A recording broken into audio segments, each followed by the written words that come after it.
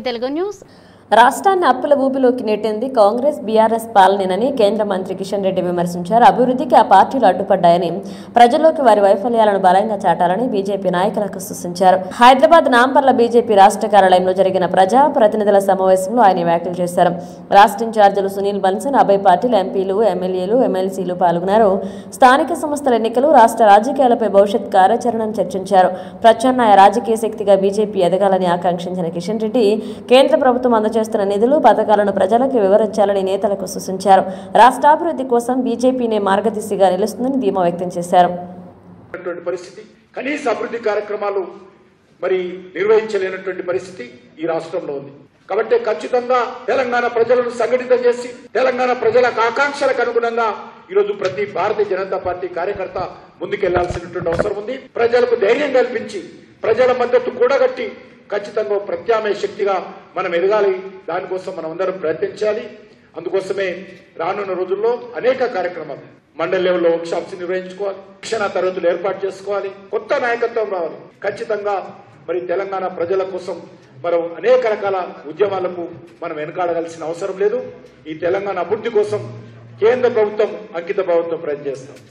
లేకపోతే జాతీయ రహదారుల విషయంలో కావచ్చు, రైల్వేల విషయంలో కావచ్చు, హెల్త్ విషయంలో కావచ్చు, ఎడ్యుకేషన్ విషయంలో కావచ్చు, అన్ని రంగాలలో కూడా ఈరోజు నరేంద్ర మోడీ గారి ప్రభుత్వము చిత్తశుద్ధితో తెలంగాణ అభివృద్ధి కోసం పనిచేస్తాం. ఈ యొక్క తెలంగాణ రాష్ట్రంలో నరేంద్ర మోడీ గారి ప్రభుత్వం చేపడుతున్నటువంటి అనేక కార్యక్రమాలను ప్రజల మధ్యకు తీసుకెళ్లాలి.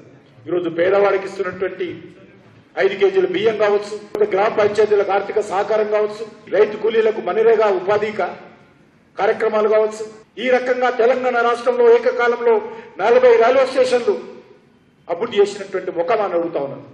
కాబట్టి ఈ విషయంలో మనము విశ్వాసంతో ముందుకెళ్లాలి. తిరుమల శ్రీవారి ఆలయంలో వేద పారాయణాన్ని నిలిపివేయాలని ఓ టీటీడీ ఉన్నతాధికారి చేసిన ప్రయత్నంపై టీటీడీ చైర్మన్ భూమన కరుణాకర్ రెడ్డి తీవ్ర ఆగ్రహాన్ని వ్యక్తం చేశారు. ఓం నమో వెంకటేశాయ అనడం చాలదని చెప్పడం సనాతన ధర్మాన్ని అపహాస్యం చేయడమే అన్నారు. వేద పారాయణదారులపై అధికారి చూపిన దబాయింపు హేయమని, భక్తుల మనోభావాలను గాయపరిచే చర్యలను అభివర్ణించారు. తిరుమల శ్రీవారి ఆలయంలో సాంప్రదాయాలను దెబ్బతీసే ప్రయత్నాలు తామేం సహించబోమని, ఇలాంటి చర్యలపై కఠినంగా వ్యవహరిస్తామని హెచ్చరించారు. సనాతన ధర్మానికి తూట్లు పొడిచేలా వ్యవహరిస్తే మౌనంగా ఉండబోమని స్పష్టం చేశారు. మాట్లాడుతున్నప్పుడు భయంతో వణుకుతూ సాంప్రదాయాలకు తూట్లు పొడిచేటువంటి పరిస్థితి, కొండ మీద దాపురించే స్థితికి చేరుకున్నాం సార్.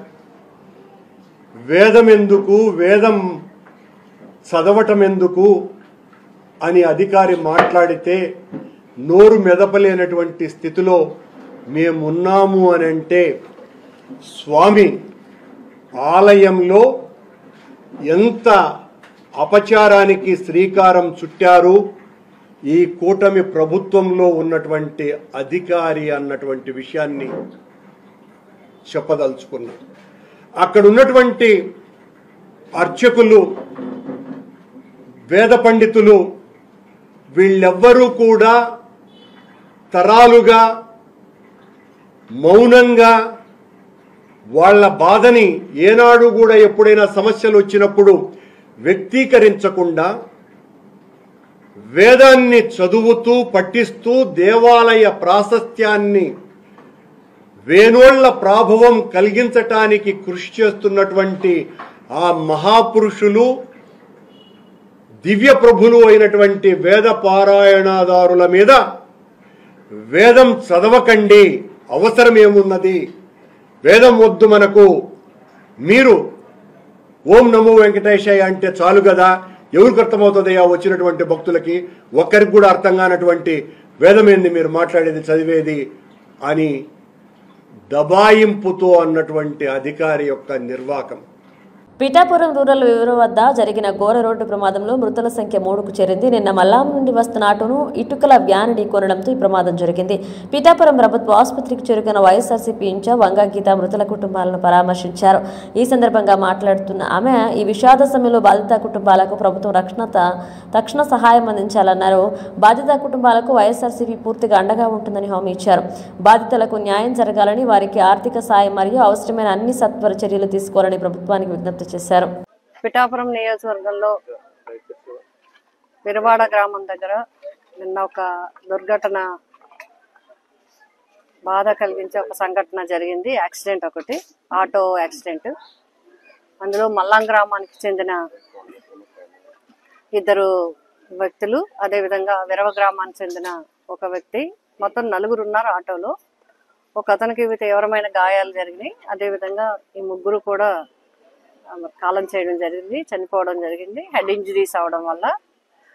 మరి అక్కడ ఆ ప్రమాదం జరగడం వల్ల 3 కుటుంబాలకి దిక్కులేని పరిస్థితి ఏర్పడింది. వాళ్ళు కూడా మధ్య వయస్కులో ఉన్నారు, 35 నుంచి 45 లోపు ఉన్న వ్యక్తులే వాళ్ళు. వాళ్ళకి ఒకరికి 2 పిల్లలు, ఒక అమ్మాయి ఒక అబ్బాయి, ఇంకొక అమ్మాయి అబ్బాయి, ఇంకొక ఆయనకు 3 పిల్లలు. ఈ కుటుంబ పరిస్థితులు ఉన్నాయి. నిజంగా ఆ కుటుంబాలు దిక్కులేనివి అయిపోయాయి. ఇప్పుడు మీ పోలీసు యంత్రాంగము, రెవెన్యూ, డాక్టర్స్ వీళ్ళు చేయాల్సిందంతా కూడా కార్యక్రమం చేయడం జరుగుతుంది. జనరల్ హాస్పిటల్ కాకినాడలో 2 బాడీస్ ఉన్నాయి అక్కడ. అదేవిధంగా పిఠాపురం సిహెచ్సి దగ్గర ఒక బాడీ కూడా ఉండడం జరిగింది. దానికి పోలీసు తరపున జరగాల్సిన పిఎం కార్యక్రమాలు కూడా చేయడం జరుగుతుంది. అక్కడ ఇక్కడ కుటుంబ సభ్యుల్ని మేమందరం కూడా వైఎస్ఆర్సీపీ పార్టీ తరఫున అందరం కుటుంబ సభ్యులతో, వాళ్ళ బంధువులతో కూడా, వాళ్ళ పిల్లలతో కూడా మాట్లాడడం జరిగింది. మరి ఈ పరంగా యాక్సిడెంట్ జరిగింది కాబట్టి ఆ పరంగా రావాల్సిన ఇన్సూరెన్స్ విషయంలో కానీ ప్రభుత్వం ఈ కుటుంబాలను తప్పనిసరిగా ఆదుకోవాల్సిన అవసరం ఉంది. ఎందుకంటే అందరూ కాయ కష్టం మీద బతికే కుటుంబాలు, ఆటో నడుపుతూ చిన్న చిన్న పనులు చేసుకుంటూ గడుపుతున్న కుటుంబాలు. ఇప్పుడు ఆ 3 కుటుంబాలు దిక్కులేనివి అయిపోయాయి. కాబట్టి వారికి ప్రభుత్వము, మరి ఉప ముఖ్యమంత్రి గారు ప్రత్యేకమైన శ్రద్ధ పెట్టి, అధికారులు, కలెక్టర్ గారిని కూడా మేము కోరుతున్నాం, తప్పకుండా ఈ విషయంలో ప్రత్యేకమైన శ్రద్ధ పెట్టి ఈ కుటుంబాలను ఆదుకోవాలి. మా అందరి తరఫున కుటుంబానికి ఎప్పుడు మేము అండగా ఉంటాం. విశాఖలోని పెందుర్తి కరకవాణిపాలెంలో మావోయిస్టు నేత అరుణ అంత్యక్రియలు జరగగా ఈ సందర్భంగా పలువురు మావోయిస్టు అనుబంధ నేతలు కేంద్ర రాష్ట్ర ప్రభుత్వాలపై తీవ్ర విమర్శలు చేశారు. ప్రజా ఉద్యమాన్ని అణచివేయాలనే లక్ష్యంతో బూటకపు ఎన్కౌంటర్లకు పాల్పడుతున్నదే కేంద్ర ప్రభుత్వం అని వారు ఆరోపించారు. ఈ కుట్రలో ఆంధ్రప్రదేశ్ ప్రభుత్వ పాత్ర కూడా ఉందని పేర్కొన్నారు. ఉద్యమాన్ని ఎంత అణచిపెట్టినా అది మరింత ఉధృతమవుతుందని, ప్రజల గొంతుని వినిపించే ప్రయత్నాలు ఫలించవని హెచ్చరించారు. అరుణ మృతిపై తీవ్ర ఆవేదన వ్యక్తం చేస్తున్న నాయకులు ప్రజా పోరాటాలకు తాము వెనుకాడబోమని స్పష్టం చేశారు. సమస్యల పరిష్కారం కోసం, పీడిత తాడిత ప్రజల సమస్యల పరిష్కారం కోసం ఈ రోజు వాళ్ళు వెళ్ళడం జరిగింది. అయితే మేము ఒకటే చెప్తాం, ప్రజా సంఘాలుగా లేకపోతే మహిళా సమాజ భారత కమ్యూనిస్ట్ పార్టీ కూడా చెప్తాం, ఈరోజు ఆఖరి యుద్ధం కాదు. మీరు మావోయిస్టులు అంతం చేయడం అనేది అది జరగనటువంటి పని. ఇది ఈ రోజు అక్కడ అడవులు అనేకమైన విత్తనాలు వేసి వచ్చారు, మొలకలు పరిస్థితి కూడా మనం చూస్తాం. కాబట్టి ఆఖరి కూడా మీరు ఇప్పుడు ప్రజల్ని మోసం చేసి అనేక మంది మనం ఇది చూసుకుంటే, రాజకీయ నాయకులు చూసుకుంటే కేంద్రంలో కానీ రాష్ట్రంలో ఎన్నో ఒడిదుడుకులు కానీ అవకతవలకు ఎదుర్కొనేటువంటి వాళ్ళు రాజకీయ నాయకులుగా చలామణి అవుతున్నారు. అలాగే ప్రజల సమస్యల కోసం, ప్రజల సమస్యలు పరిష్కారం కోసం అడవులకి అనుకుంటున్నట్టు వాళ్ళు చాలా దుర్మార్గంగా చంపడం పరిస్థితి మనం చూస్తాం. ఎందుకు మీరు శాంతి చర్చలకి వాళ్ళని పిలవట్లేదు? అంటే మీకు భయం అంటూ ఉన్నది. ఇప్పుడే ఆపరేషన్ కగారు వచ్చిందా? ఇప్పుడే ఆఖరి యుద్ధం చెప్తున్నారా? ఆఖరి యుద్ధం అయితే కాదు, ఖచ్చితంగా ఆఖరి లేదు. ఖచ్చితంగా మావోయిస్టులు మీకు భయం అనేది కూడా పుట్టిస్తారని చెప్తారు. తక్షణమే మీరు శాంతి చర్చలు పిలిపించండి. ఇక మీద ఇటువంటి బూటకపు ఎన్కౌంటర్ జరగకుండా కాపాడుతున్న బాధ్యత కూడా ఇంకా ప్రభుత్వంపై రాజ్యంపై ఉందని చెప్పి తెలియజేస్తూ, అలాగే శాంతి చర్చలు పిలిచి ఆపరేషన్ కగారు ఆపకపోయినట్లయితే దేశవ్యాప్తంగా ఇప్పటికే ప్రజా సంఘాలు, వామపక్ష పార్టీలు, ప్రజాస్వామ్య అందరూ కూడా పెద్ద ఎత్తున సెమినార్లు, సదస్సులు, ర్యాలీలు అన్ని కూడా నిర్వహిస్తున్నారు. పెద్ద ఎత్తున దేశవ్యాప్తంగా ఉద్యమం నడిపించే పరిస్థితి కూడా వస్తుంది సందర్భంగా తెలియజేస్తారు. రెడ్ బుక్ రాజ్యాంగాన్ని అమలు చేస్తున్న పేరుతోనే చెవిరెడ్డి భాస్కర్ రెడ్డి అరెస్ట్ చేశారన్నది టీడీపీ రాజకీయ నాటకం మాత్రమేనని రాజాం వైఎస్ఆర్సీపీ ఇన్ఛార్జ్ తలే రాజేష్ తీవ్రంగా మండిపడ్డారు. గతంలో చెవిరెడ్డిపై ఎలాంటి కేసు లేకపోయినా మద్యం వ్యవహారంలో ఎలాంటి ఆధారాలు లేకుండానే సిట్ అధికారులు అరెస్ట్ చేసి బాధపెడుతున్నారని విమర్శించారు. చంద్రబాబు, లోకేష్ కలిసి వ్యవహారాన్ని పూర్తిగా ప్రణాళికతో నిర్వహిస్తున్న రాజకీయ డ్రామా అని పేర్కొన్నారు. ప్రజానాయకుడైన చెవిరెడ్డిని ఇలా వేధించడం అప్రజాస్వామికమని అభిప్రాయపడ్డారు. ఇది ప్రత్యర్థులపై దాడులకు పాల్పడే కుట్రల పాలనకు నిదర్శనమని స్పష్టం చేశారు. కారు అలాంటిది హుటాహుటిన అక్కడ అరెస్ట్ చేసి ట్రాన్సిట్ మీద ఇక్కడికి విజయవాడ తీసుకురావడం, అలానే ఇక్కడ కోర్టులో కేసు పెట్టక ముందు హుటాహుటిన ఆయన పేరును A38 గా నమోదు చేసి ఆయన అరెస్ట్ ను సమర్థించుకునే ప్రయత్నం చేశారు సిట్ అధికారులు. ఇది చాలా బాధాకరమైన సంఘటన. ఎందుకంటే గతంలో కూడాను చాలా రకాలుగా ప్రయత్నాలు చేశారు. వీరి దగ్గర పనిచేసినటువంటి గిరి అనే ఒక VR కి సంబంధించిన కానిస్టేబుల్ అయితే ఎన్నో రకాలుగా చిత్రహింసలు చేసి ఈయన మీద నిందితులుగా చేర్చి అరెస్ట్ చేయాలని చూశారు, కానీ వారు దానికి సహకరించలేదు. అలానే మదన్ రెడ్డి అని ఒక గన్మ్యాన్ చెవిరెడ్డి భాస్కర్ రెడ్డి గారి దగ్గర గతంలో పనిచేశారు. ఆయన మీద దాష్టీకం చూపించి ఏదైతే పోలీస్ ట్రీట్మెంట్ అంటారు కదా, దాన్ని ఆయన మీద ప్రయోగించి ఆయన మొహం మీద అయితేనేమి, మెడ మీద, వెనక భాగం మీద కూడాను గాయాల పాలు చేసి చివరికి ఆయన నాకు ప్రాణభిక్ష కావాలి, నాకు థ్రెట్ ఉంది అని చెప్పి హైకోర్టు వరకు వెళ్లి ఒక హెడ్ కానిస్టేబుల్ తన ప్రాణానికి ప్రభుత్వం నుండి. బీఆర్ఎస్ నేత కేటీఆర్ పై టీపీసీసీ ప్రధాన కార్యదర్శి గజ్జెల కాంతం ఘాటు వ్యాఖ్యలు చేశారు. కేటీఆర్ మాట్లాడే తీరులో చూస్తుంటే ఆయనకు మెంటల్ ఆసుపత్రికి పంపించాల్సిన పరిస్థితి వచ్చిందన్నారు. మతిస్థిమితం కోల్పోయినట్లుగా అర్థాలు పలుకుతున్నారని విమర్శించారు. ప్రజలను దారుణంగా మోసగించి ఇప్పుడు తప్పులు మర్యాదగా మరిచేలా నటిస్తున్నారని మండిపడ్డారు.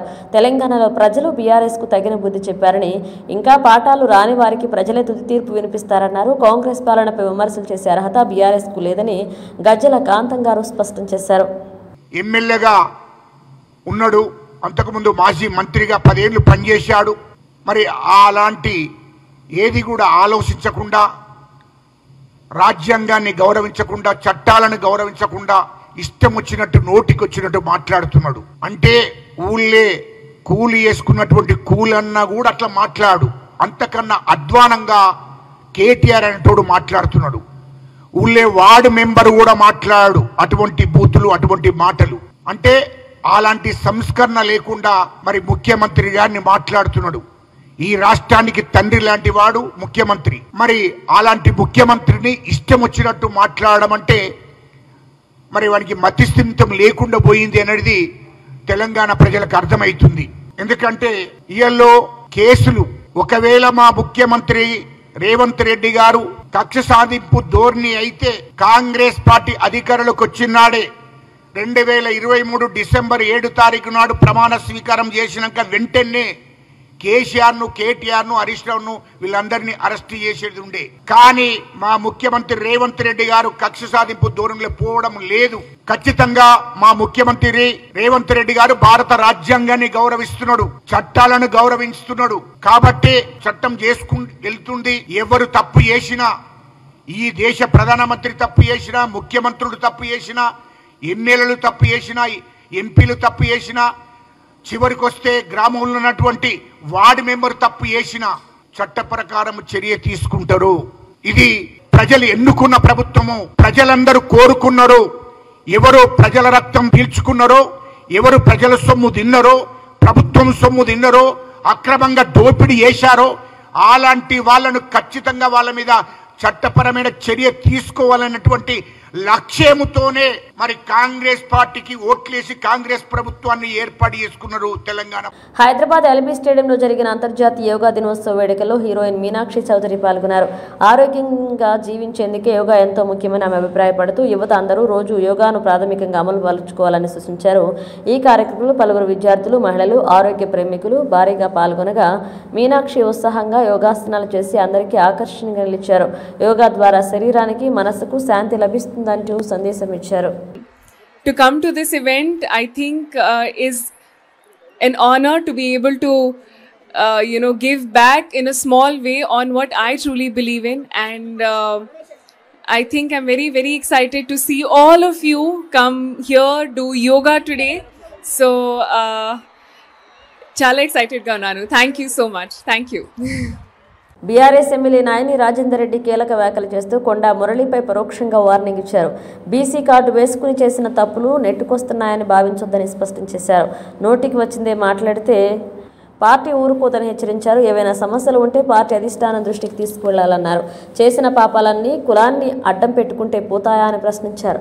ఇప్పటికైనా ఆ పద్ధతి మానుకోవాలని నిపుణంగా వ్యాఖ్యానించారు. పార్టీలో పరిపక్వత, క్రమశిక్షణ ఉండాలని నాయని పరోక్ష సందేశం ఇచ్చారు. ఈ వ్యాఖ్యలతో రాజకీయ వర్గాల్లో తీవ్ర చర్చ నెలకొంది.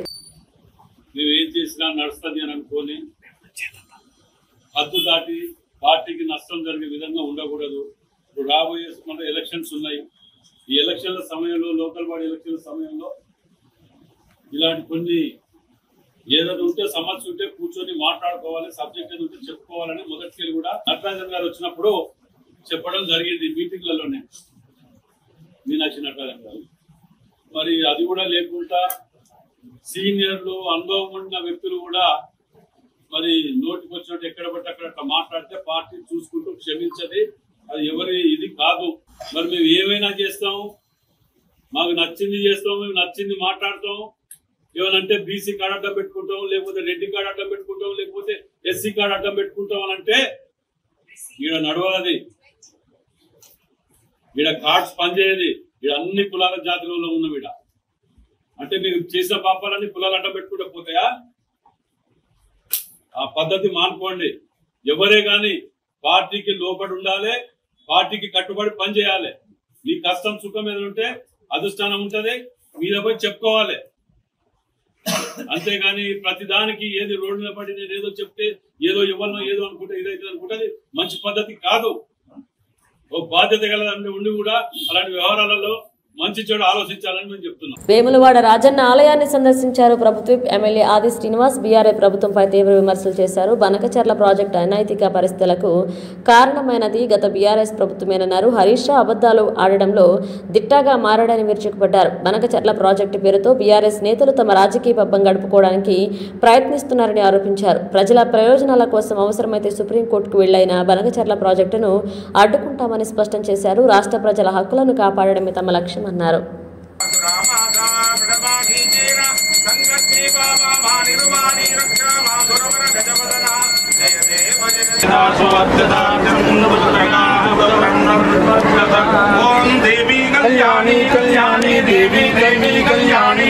అబద్ధాలు ఆడడంలో హరీష్ రావు గారు తిట్ట ప్రజలందరూ కూడా అర్థమైపోయింది. ఈ బనకచర్ల పాపం ఆనాడు కేసీఆర్ గారు 2016లో సాక్షాత్తు అపెక్స్ కమిటీ చైర్మన్ ఢిల్లీ దగ్గర జనరల్ శాఖ మార్చిన దగ్గర మినిట్స్ ఉంది.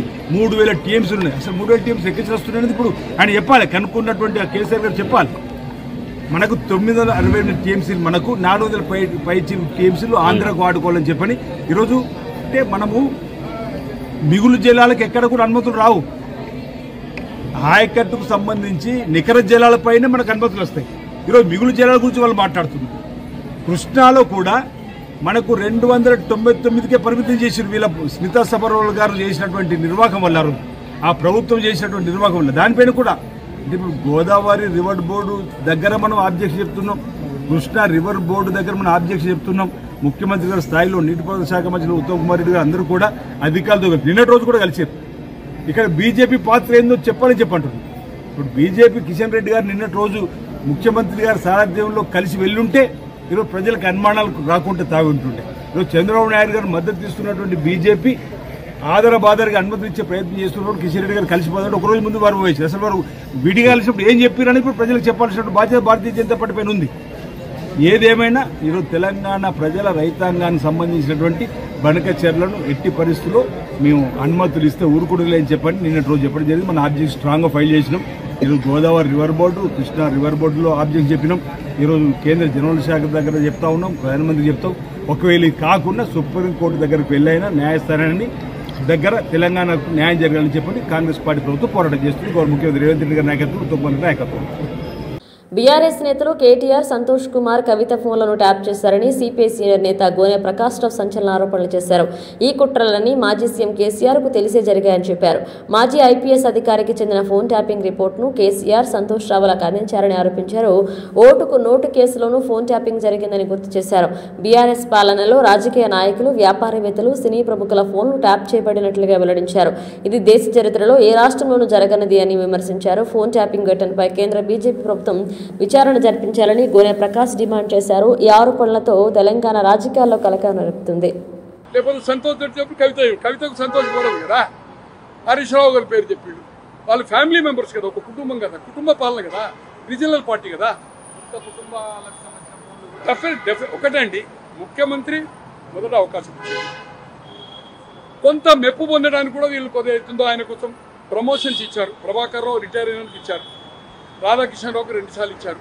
అతనికి ఎస్ఐ నుంచి ఆయన బ్యాచ్ వాళ్ళు 2007 నుంచి ఒకటేసారి 2 ప్రమోషన్లు అయి డిఎస్పీ అయ్యాడు. ఎవరు ఆయన? ప్రవీణ్ రావు, ఆయన పేరే ప్రణీత్. డెఫినెట్లీ వెల్ మా ఎస్సీ, నేను కూడా అదే ఎస్సీ అంటే సేమ్ కాస్ట్ తో వచ్చేసిండు. మళ్ళా మనోడే వస్తాడు, దేశంలో ప్రధాని అవుతాడు. మోడీ లేదు, గీడీ లేదు, మహారాష్ట్రలో పెట్టిండు, పార్టీ పెట్టిండు కదా, మొత్తం దేశం తిరిగిండు కదా, అవుతాడు, మన పార్టీ వస్తుంది అనుకున్నాడు. ఇట్లా అవుతుంది అనుకోవాలి కదా. ఏది ఏమైనా దీంట్లో కఠినాతి కఠిన నిర్ణయము బీజేపీ వాళ్ళు చేయాలి. ఈరోజు సిట్ ఏదైతే చేస్తుందో అన్ని వేళ్ళు అక్కడికే. ప్రభాకర్ రావు చెప్పినా రేపు ప్రభాకర్ రావుకు ఆగస్టు 5 వరకే ఉంది. ఆగస్టు 5 తర్వాత ఆయన సహకరించడం లేదు. ఖచ్చితంగా అతన్ని కస్టడీకి తీసుకుంటారు. అతను అరెస్ట్ కావడం ఖాయం. పోలీస్ జ్యుడిషియల్లో ఉండి తర్వాత ఇంట్రాగేషన్కి తీసుకుంటారు. అప్పుడు ఆయన బయటికి రావాలి. ఆల్రెడీ రాధాకిషన్ రావు గారి స్టేట్మెంట్ కానీ భుజంగరావు గారి ఇన్స్ట్రక్షన్ ఆఫ్ సీఎంఏ కదా. తో సీఎం దీంట్లో ఏదైతుందో ఇరికిపోయాడు, తప్పించుకోలేదు. చరిత్రలో ఇటువంటి చరిత్ర లేదు. బీజేపీ కూడా ఈ అవకాశాన్ని, మేము గవర్నమెంట్ వస్తూ ఉంటుంది కదా, మీరు 2 మంత్రులకు పడది 8 ఎంపీలు డిఫరెన్స్ తో ఇప్పటికైనా ఎక్కట్టా చేసి టీఆర్ఎస్ డైల్యూట్ అయిన నాడే, ఇది రాజకీయ సబ్జెక్టు, డైల్యూట్ అయిన నాడే బీజేపీకి అవకాశాలు ఇక్కడ. లేకపోతే అంత ఆశామాషి కాదు. ఎలాగైతే మీరు కవితను అరెస్ట్ చేయకపోతే 35-45 ఎమ్మెల్యేలు అనుకుంటే 8 వచ్చాయి. టీఆర్ఎస్ బీజేపీ ఒకటే అంటే టీఆర్ఎస్ బీజేపీ ఒకటి. ఎప్పుడైతే అరెస్ట్ చేసిండ్రో 8 లోక్సభ వచ్చింది, వాళ్ళు 0 అయింది. రేపు ఇక్కడ బీజేపీ మీకేమన్నా స్ట్రెంత్ పెరగాలన్నా, మీకేమన్నా ప్రజా ప్రయోజనాల దృష్ట్యా కానీ, ఈ నియంత్ర ప్రభుత్వము, ఈ అవినీతి చేసిన ప్రభుత్వము, కుటుంబ పాలన పోవాలనుకుంటే ఖచ్చితంగా మీరు దీన్ని ఏదైతుందో సిబిఐ కానీ దీని మీద స్ట్రాంగ్ ఏదైతుందో ఒక డిసిషన్ తీసుకోవాలి.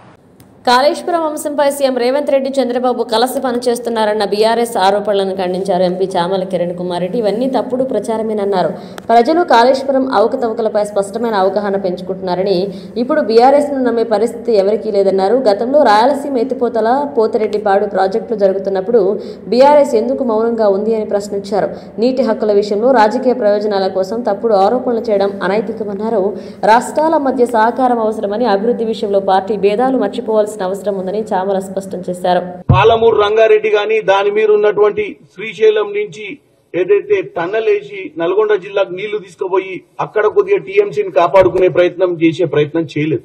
బంకచర్ల ప్రాజెక్టు వాళ్ళు ఆలోచించినప్పటి నుంచి మనం పదే ఇరిగేషన్ మన సిఆర్ పటేల్ గారు జలశక్తి మినిస్టర్ గారిని కంటిన్యూగా టచ్ లో ఉన్నాం, కంటిన్యూగా రిప్రజెంటేషన్స్ ఇస్తున్నాం, కంటిన్యూగా. ఎందుకంటే 3 అంశాలు, అపెక్స్ మీటింగ్ ఒకటి, 2 రాష్ట్రాలకు సంబంధించిన వాళ్ళని పిలవాలి, గోదావరి బోర్డుని కూడా పిలిచి చర్చ చేయాలి, చర్చ చేసినాకనే నిర్ణయం చేయాలని ఇదే కదా చేసేది. చంద్రబాబు నాయుడుతో చర్చలు చేస్తుండని చెప్పి మీరే ఒక కుట్ర మాట్లాడుతుంది. నిన్న రేవంత్ రెడ్డి గారు కూడా అవసరమైతే సుప్రీంకోర్టు మెట్లెక్కుతామని చెప్పారు. ఒకవేళ జలశక్తిలో పరిష్కారం కాకపోతే, ఎందుకంటే సెంట్రల్ గవర్నమెంట్ ఏమైనా ఇప్పుడున్నటువంటి చంద్రబాబు నాయుడు గారి దోస్తీతోటి వాళ్ళు ఏమన్నా మనల్ని కన్సిడర్ చేయకుండా, మన ఆలోచనలను పరిగణనలోకి తీసుకోకుండా ఏమైనా నిర్ణయం తీసుకునేది ఉంటే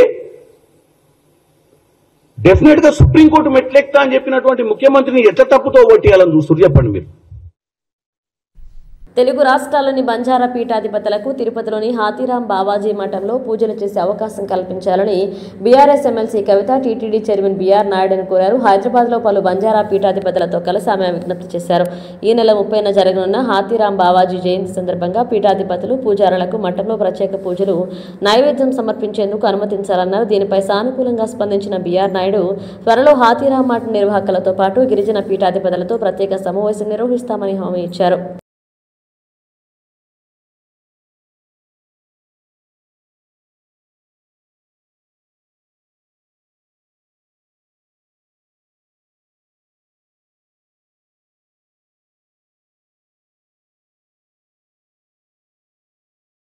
వ్యవసాయ రంగంలో సాంకేతికత పెంచి రైతుల ఆదాయాన్ని పెంచే దిశగా ప్రభుత్వం కృషి చేస్తుందని అన్నారు. పొన్నూరు ఎమ్మెల్యే ధూళిపాళ్ల నరేంద్ర. గుంటూరు జిల్లా పొన్నూరు మండలం చింతలపూడిలో ఆయన రైతులకు వ్యవసాయ డ్రోన్లు పంపిణీ చేశారు. కేంద్ర రాష్ట్ర ప్రభుత్వాలు 80% సబ్సిడీతో డ్రోన్లు అందిస్తున్నట్లుగా వెల్లడించారు. గ్రామీణ యువతను డ్రోన్ల వినియోగంలో శిక్షణ ఇచ్చి వారికి ఉపాధి కల్పించే చర్యలు చేపడుతున్నామన్నారు. ఈ సాంకేతికత ద్వారా పంటలపై సరిగ్గా మందులు చల్లి దిగుబడులు పెంచుకునే అవకాశం ఉందని రైతులకు వివరించారు. భవిష్యత్తులో ప్రతి రైతు చేల్లో డ్రోన్ల మృతమంచంలాగా మారుతుందని ధైర్యం చెప్పారు. అధికారంలోకి వచ్చిన తర్వాత వ్యవసాయ యాంత్రికీకరణకి అత్యంత ప్రాధాన్యతనిస్తా ఉంది. ఇవాళ మారుతున్న సాంకేతిక పరిజ్ఞానం, ఆధునికమైన సాంకేతికతని రైతులకు అందించే విధంగా వివిధ గ్రామాల్లో గ్రూపులు ఏర్పాటు చేసి వాళ్ళల్లో ఎవరైతే యువకులు ఉన్నారో వాళ్ళకి ట్రైనింగ్ ఇచ్చి గ్రూప్ పేరు మీద ఇవాళ డ్రోన్లు పంపిణీ చేయటం అనేది చాలా సంతోషం. పురుగు మందులు కొట్టడానికి చేయటానికి ఇవాళ డ్రోన్ ద్వారా అయితే తక్కువ సమయంలో తక్కువ ఖర్చుతో రైతులు వాళ్ళకి పెట్టుబడి తగ్గే అవకాశం ఉంది. కాబట్టి ఇవాళ గ్రామాల్లో గ్రూప్స్ని ఏర్పాటు చేసి గ్రూప్స్ ద్వారా డ్రోన్ల పంపిణీ కార్యక్రమానికి ఇవాళ శ్రీకారం చుట్టాం.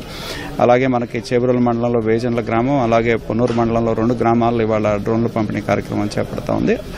గోడౌన్ల ఏర్పాటు కూడా ప్రభుత్వం ప్రాధాన్యత ఇస్తూ ఉంది. అలాగే రాష్ట్రంలో FPOలను కూడా ప్రోత్సహిస్తుంది. ఇవి పిలిచిన updates keep watching A1 TV Telugu.